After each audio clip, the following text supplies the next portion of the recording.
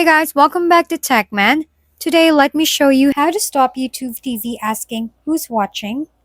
To reduce YouTube TV asking who's watching, every time you open the app, it's important to know that the feature cannot currently be fully disabled because it is built into YouTube TV for profile management.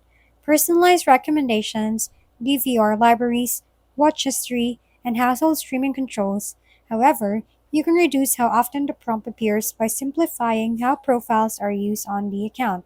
One of the easiest methods is to keep only one active profile on the device by removing unused profiles through the profile management settings, since multiple profiles increase the likelihood of the selection screen appearing.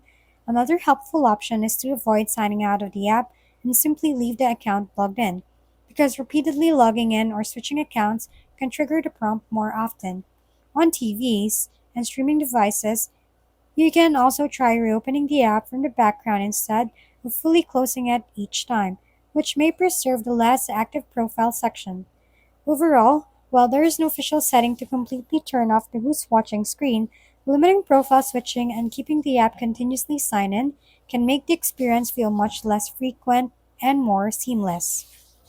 If we've been helpful, kindly give us a thumbs up and don't forget to hit the subscribe and bell button for more contents.